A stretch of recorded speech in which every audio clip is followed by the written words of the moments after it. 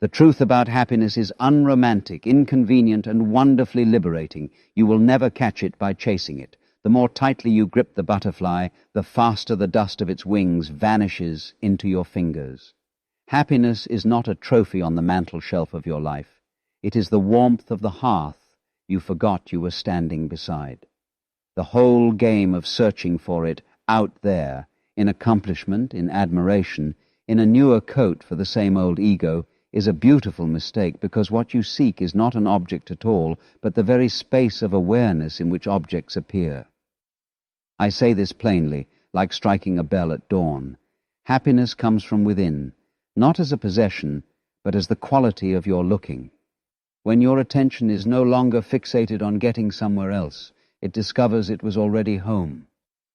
You see, we have been brought up to believe that life is a journey with a destination, and that destination is a perfected self, a more polished, respectable, triumphant arrangement of the same pieces. We spend our hours ironing the fabric of our identity, thinking that the creases are the problem, but the mind that chases perfection creates the very agitation it hopes to cure. It is like stirring the water to make it still. The paradox is delicious. To be happy, cease making happiness a task. Let it be as effortless as breathing, as spontaneous as laughter, as fleeting and yet as faithful as the wind that ruffles a field of grass. What does it mean to say within? It does not mean hiding inside a private cave while the world rages outside. It means waking up to the fact that your experience of the world is not separate from you. You are not a little person inside a skull peering out at a hostile universe. The seeing and the seen arise together like the front and back of a single coin. When you feel this, not as a concept but as the texture of your mo, meant you find a steadiness that cannot be stolen by circumstance. The world still changes, clouds still gather and disperse, people still come and go, yet the anxiety that once clenched around your heart loosens, because you are no longer trying to anchor the ocean with a hook. We are addicted to elsewhere. We are intoxicated by the promise that soon will arrive bearing gifts wrapped in shining paper. A better job, a better body, a better partner, a better you. And in the longing for soon, we insult the magnificence of now. Imagine a traveler who rides the train across a luminous landscape, rivers glinting like silver threads, mountains yawning into the sky, orchards ripe with scent, and spends the entire journey staring at a timetable. That traveler is the modern mind. It is too busy calculating the arrival to taste the scenery of being alive. Happiness is the flavor of presence. It is not the sweetness of sugar, but the clarity of clean water. It is not a mood you must sustain with effort. It is the absence of the anxiety that says, hold on, do not let this slip. To let go is not to lose. It is to stop strangling what wants to breathe. Consider the sky. It does not grasp its clouds, and yet the clouds belong entirely to it. Likewise, when you stop gripping your experience, when you allow thoughts, sensations, joys, and sorrows to drift through, you find a vastness that was never missing, only overlooked. I once likened the self to an onion. Layers upon layers you can peel and peel, and when you get to the core, there is nothing. People hear this and feel cheated, as if the absence of a solid center is a cosmic insult. But the nothing is not a barren void. It is a brilliant openness, a fertile emptiness, from which all forms rise and into which they melt. In that openness, happiness is not something added. It is the natural buoyancy of consciousness, the way wood floats when you stop pushing it under. Let us talk of control. The great popular superstition is that if only we could manipulate enough variables, our schedule, our diet, our reading list, our friends' opinions, we could screw the lid down tight on uncertainty and keep joy preserved like jam. But life refuses to be canned. It is a jazz improvisation, not a military parade. When you join the band, rather than audit the performance, you begin to swing with it. And in that swing, in the relaxed, alert alignment with the rhythm of what is, happiness hums like a bass note you can feel in your bones. Notice how children are experts at this. They fall into play like raindrops into a puddle, no resistance, no calculation. Then we educate the play out of them. We teach them to be serious about the game of being somebody. We announce that happiness is a prize for good behavior and hard labor, and we mean well, but the result is tragicomic. Grown-ups who can't remember how to be delighted by the sound of rain on a window. The return is simple, though not easy. Relearn how to attend without an agenda. Look at the clouds without translating them into weather forecasts for your emotional life. Listen to music without turning it into a measure of your taste. Taste a strawberry without demanding that it redeem your day. The mind will object, but surely I must do something. Surely happiness requires a method, a map, a set of efficient steps. The insistence is understandable. Our culture worships technique. Yet the most exquisite moments of your life, the ones you remember when the house is quiet, did not arrive by method. They slipped in when you were unguarded, the warmth of a hand in yours, the way the light landed on a table, the laughter that broke open a tense room. Those were not installments paid toward a goal. They were arrivals, complete in themselves. Happiness is not ahead of you. It is at the exact coordinates where your feet are touching the floor. And so I begin here not to sell you an answer, but to invite you to notice the astonishing fact of being. Before your next thought, happiness is already present as the simple ease of existing. Feel it, that gentle, unforced okayness prior to the story about who you should be. That, my friend, is the well you were drawing from all along. Let us roam a little deeper into the forest where concepts thin and the sap of actuality runs clear. We are haunted by an image of ourselves as a ghost piloting a machine, the body a contraption, the mind a manager, the heart an unruly intern.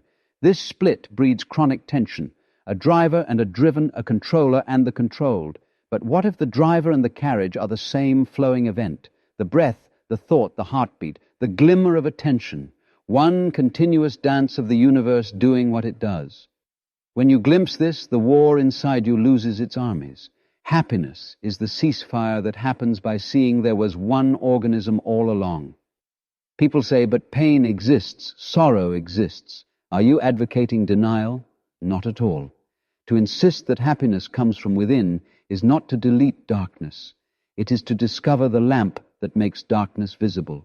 You have grieved, and you will grieve again. You have been afraid, and you will be afraid again. Yet grief and fear need not be interpreted as proof of failure. They are weather, not climate. A wise interior knows how to be rainy without believing the sun has died. The trouble is not that feelings pass through. It is that we construct elaborate fortifications against them, refusing to be a sky that weathers its clouds. Picture a man clutching a rope in a fast river. He believes the rope is safety, but it is tied to nothing, and his grip is what drags him under. The doctrines, identities, and plans we clutch. Many are like that rope. They feel like protection because they are familiar, but they may be the Verdschaut, the source of our drowning. To let go is scandalous to the ego, because the ego's job is to be a professional holder-on, but the ego is not a villain. It is a helpful tool, the name tag at the cosmic conference. You wear it to navigate the hallways, then you take it off when you dance. Leaving the name tag on the whole night only pins your shirt to your chest. Now consider time, that most ingenious magician. We carve it into past and future, and then we try to live in the carving rather than the wood. Past is memory, future is imagination. Both are activities of the present, yet we treat them as locations more real than the immediate aliveness of this moment. Happiness evaporates when we abandon the only place it can appear. It is as if we left a feast to go study the menu in the parking lot. You do need a menu to decide, yes, but you do not eat the menu. Similarly, memory and plan are instruments, not meals. When they resume their proper scale, the banquet of now returns to your senses. Our culture trains us in comparison, a silent competition even with our own former versions. We carry a yardstick everywhere and poke ourselves with it to see if we measure up. The yardstick quietly asks, "Are you enough yet?"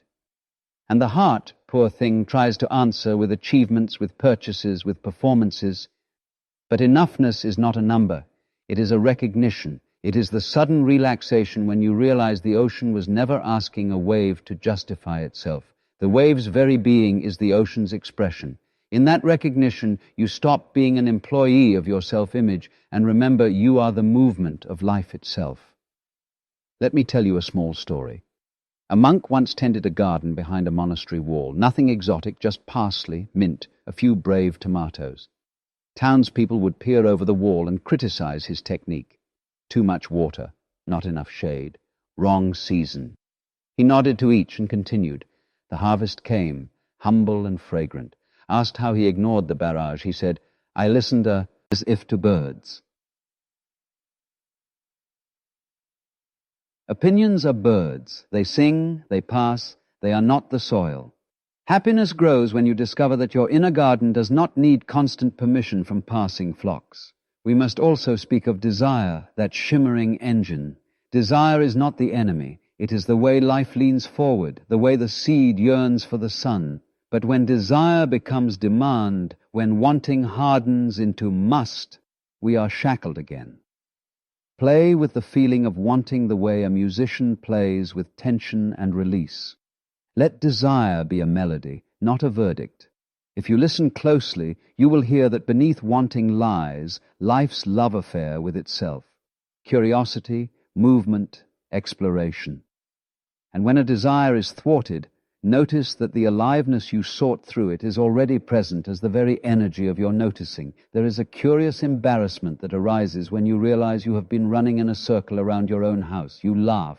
That laughter is holy. It does not scold the runner. It blesses the discovery. So when you find yourself chasing another glittering solution to your unhappiness, a new practice, a new persona, a new map, smile and then look directly at the looker. Who is the one who wants to be other than this? Chase that one all the way back to its source and watch it dissolve into the open. In the silence that remains, happiness is not a goal. It is the taste of being undivided. And because we love paradox, let me offer one more. Happiness from within includes the world without. When you rest in awareness, you do not become indifferent. Quite the opposite. You become exquisitely sensitive. The bird's call is crisp, the friend's sorrow is felt, the injustice of the world is not dismissed. But your response ceases to be fueled by panic. It is guided by the clarity that comes from not mistaking the passing wave for the whole sea. In that clarity, action can be swift and gentle at once. You discover the strange competence of spontaneity, which is just intelligence freed from self-preoccupation. So the deep exploration brings us here to the recognition that happiness is the flavor of conscious participation in the unfolding of this very moment. Not ownership, not guarantee, participation. When you dance with the music of what is, you cannot own the dance, but you can be the dancing. And in the dancing, joy discovers it was never missing, only drowned out by the drum of becoming. Let's bring it closer to the ground, to the kitchen table where the kettle hums and the phone dings. How does this recognition translate into the choreography of your day? Begin with the smallest sacrament, the breath, not as a technique to improve yourself, but as a friendly rendezvous with what you already are. Several times a day, pause, mid-email, mid-sentence, mid-sigh, and feel a single inhalation arrive unannounced. Notice the way it swells the chest, the way it departs without asking your permission. In that humble rhythm, sense a teaching. Happiness does not require your management to appear. It is the ease that flowers when you stop arguing with what is occurring. A single conscious breath is a handshake with the present. Now, attention is a gardener. Whatever you water grows. So water the direct sensory world more often than the mental commentary about it. When walking, feel the feet touch ground. When eating, taste the texture. Hear the faint percussion of cutlery. Notice the warmth traveling through your body. This is not a moral program. It is aesthetic, training the senses to receive their inheritance. The payoff is immediate, less rumination, more richness. The mind, deprived of sensation, feeds on itself and grows anxious. Fed with the banquet of the real, it calms and brightens. Set gentle boundaries with the newsreel in your head. Information is useful, fixation is corrosive. Choose times to consult the world's weather and times to rest in the local weather of your flesh and surroundings. Imagine your awareness of Po. As a window you can open and close. The skill is not to barricade the window, but to avoid leaving it jammed wide in a storm. With other people, those miraculous mirrors, practice the art of listening without the subtle hiss of rebuttal forming in the background. Let another's words land on the shore of your attention and dissolve before you pick up any stones. You will discover something astonishing. When you truly listen, the world becomes intimate. Happiness rises in that intimacy because the boundary between me in here and you out there softens. Love is simply the recognition that there was never a wall, only a habit of bracing. Try this experiment during conflict. Quietly drop the story that you must win. Instead, ask, what is actually true right now in my body, in my breath, in the tone of this room? Truth is not an argument, it is a felt alignment. When you stop defending the imaginary statue of yourself, you gain a flexible spine. Flexible spines dance, rigid statues topple. Happiness prefers the dancer. On work, treat your tasks as notes in a score. Some are sustained, some staccato. The exhaustion arises not only from the quantity, but from the mental attitude that says, this note should already be finished. You cannot play the whole symphony at once. You can only play this note fully, then the next. Watch how quality of attention does more for your day than brute force. Efficiency is a side effect of absorbed presence, not a separate god to appease. On desire and consumption, before buying, pause and ask, what feeling am I hoping this object will host? Wait. Often you will find that the feeling ease, play, beauty becomes accessible merely by naming it, as if by calling a friend you'd forgotten you already knew. Then, if you still wish to buy, do so as an artist choosing a color, not as a refugee searching for a country. The difference is felt in Te. He body as lightness rather than grasping. Cultivate playful rituals. Fill a bowl with sunlight in the morning and drink it with your eyes. Place a stone on your desk as a reminder that the planet is supporting you. Write a single sentence at night beginning with, "Today I noticed." These are not superstitions but anchors of tenderness. They remind the animal of your body that the world is not only tasks and threats. When anxiety visits, and it will, receive it like a weather front. Label the sensation kindly, tightness in the chest, buzzing in the limbs, rather than, I am failing. Anxiety is not personal, it is a bodily wind. Stand like a tree, let it pass through, roots in the ground of awareness. If it lingers, give it tea. Sit quietly, widen your attention to include the whole room, and let the anxious center be only one part of a larger field. In a wide field, even a loud sound is not overwhelming. About purpose. We are trained to think of it as a singular noun, capital P, delivered by registered mail. Consider purpose instead as a verb. To purpose is to participate meaningfully with what is at hand. The dish you wash can be the world washed of its dust. The email you send can be a small bridge where a person meets a person. When you purpose in this way, happiness is not postponed until the grand mission reveals itself. It travels with you in the quality of your gesture. Practice the graceful no. Every wholehearted yes is made possible by 100 gentle refusals. If you cannot say no, your yes becomes resentful and brittle. Happiness withers under resentment like a plant in salt water. So decline without guilt, as a gardener prunes to let light in. You are not abandoning others. You are conserving the clarity that allows genuine service when you do say yes. Finally, play. Seriously, play. The world is not a machine to be optimized, but a festival to be joined. Dance badly on purpose, sing off-key, arrange the vegetables on your plate into a small landscape. This is not frivolity, it is sanity. Play interrupts the trance of becoming and drops you into the immediacy where happiness lives. You will find that when you let yourself be ridiculous, you begin to trust life again, for life itself is a magnificent, ridiculous, sacred spectacle. We arrive at the heartwood. Transformation is less a conquest than a thaw. The ice of self-importance melts, and a river appears that was always there. You do not become a different person. You become less convinced that you were ever a separate fragment at war with the whole. The ego, upon inspection, turns out to be a useful fiction, like a character in a play you enjoy inhabiting, until the curtain falls and you bow to the audience of stars. Letting go of the ego is not an act of violence. It is a smile that loosens a knot. You see the mechanism. Thought builds a castle to protect a king that does not exist. The castle is impressive. Banners flutter, guards patrol. But the throne is empty. When you recognize the emptiness as spaciousness, not lack, the castle doors swing open and the townsfolk, your thoughts, your emotions, stop marching in anxious circles. They wander into the fields and sing. This is clarity, not a sterile quiet, but a lively peace in which everything has room. And what of the human condition, the ache at the center of our songs? We are the universe becoming conscious of itself, and that is a tender business. With awareness comes sensitivity. With sensitivity comes the capacity to hurt. But the hurt is not a mistake. It is the same sensitivity that lets us hear the music and taste the rain. Spiritual freedom is not immunity. It is intimacy without fear. You are free when you can sit inside your experience without demanding that it be otherwise, when you can act without acting out, love without bargaining, and grieve without abandoning the sky. Meaning, too, shifts in this light. It ceases to be a slogan you must tattoo on your life, and becomes the resonance that arises when your actions rhyme with the larger pattern. You cannot manufacture this rhyme by force. You can only listen for it. The listening occurs in silence, not the absence of sound, but the absence of compulsion.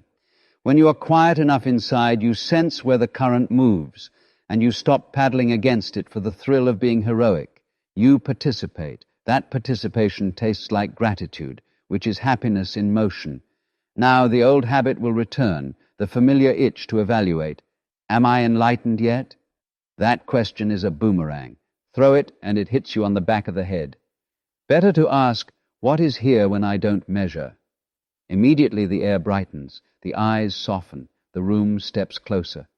In that unmeasured presence, life reveals its ordinary holiness, the steam above a cup, a dog sighing in sleep, a stranger's kindness.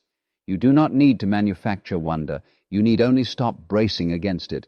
As the sense of separation relaxes, compassion blooms as naturally as wildflowers after rain. Not a performance, no trumpet of virtue, but the simple recognition that the line between your suffering and mine is chalk in water. You help where you can, not to improve your halo, but because the left hand scratches the right arm when it itches. This is what it means to live authentically. Your actions are the weather of your understanding, not a mask you struggle to keep from slipping.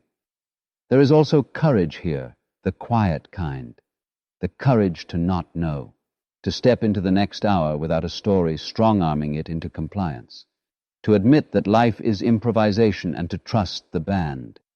This trust is not naivete. It is the sober acknowledgement that control was always partial and that the mystery has excellent aim.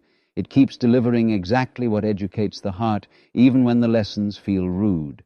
You bow, not because you enjoy every moment, but because you recognize the intelligence of the whole dance. And so we return to where we began. Happiness from within. Not a possession, not an achievement, not a mot. Or you must manicure. It is the fragrance of presence, the ease of belonging to the moment that is already happening. When you forget, you suffer. When you remember, you smile. Forgetting and remembering will alternate like day and night. There is no shame in that. The point is not perpetual daylight. The point is to know that even at midnight, the sun exists. You are warmed by what you cannot see. Now let us end as we began, directly. Sit as you are. Feel the ground receiving your weight, the breath arriving, the sounds like ripples in a pond. Notice that you are not doing awareness. Awareness is doing you. Thoughts appear and fade, little fish in a vast lake. Let them swim. Let the lake be vast. See if you can locate the edge of this moment. Where does it stop? Where do you start? Keep looking until the question laughs and disappears. The world will continue. Emails and errands, heartbreak and honey. Nothing is solved once and for all, and nothing needs to be. You are not a problem. You are a process.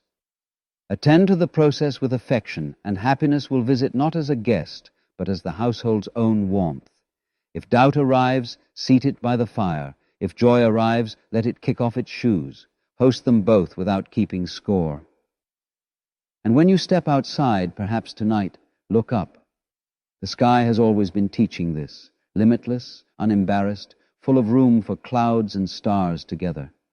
Close your eyes, not to escape, but to listen. Feel the breath as a tide, in and out. The body sits like a mountain, quiet and unarguable. Imagine roots descending into the earth, not to bind you, but to drink from the same depth that nourishes forests and fields. In that depth, ask nothing. Let the questions circle like friendly birds and perch when they wish. You are not required to answer them. You are required only to be here. Bring to mind one simple sensation, the coolness of Tulj. The air at the nostrils, the hum in the palms, the soft pulse in the feet. Stay with it as if it were an old friend speaking, and you were finally not in a hurry. Notice then the space in which the sensation happens. That space is not elsewhere. It is your basic nature, spacious, clear, welcoming. Do you feel the relief of not having to hold everything together? Let it spread. If a thought arises, am I doing this right? Smile. The thought is a child tugging at your sleeve. Pat its head, let it play. If an emotion swells, delight, sorrow, a nameless ache, give it a room with a window. Happiness is not the eviction of sorrow. It is the house with many rooms, each lit from within by a single lamp of awareness. Now listen for the quiet beneath all sounds, the stillness beneath all movement. This is not a special state. It is the ordinary background, like the sky behind every weather. Rest there for a breath and another and another. Nothing to attain, nothing to fix, just the gentle companionship of being. When you open your eyes, let the world arrive as if for the first time, the honest light on familiar objects, the subtle music of distant lives unfolding. Step into it softly, as you would onto the surface of a lake at dawn, and watch the ripples of your presence move outward. Walk not to get somewhere, but to walk. Love not to be loved, but because love is how the universe enjoys itself through you. And when you forget, because you will, return by the simplest path, a breath, a look, a laugh. Happiness is here, not as an answer, but as the silence in which the next note is already beautiful.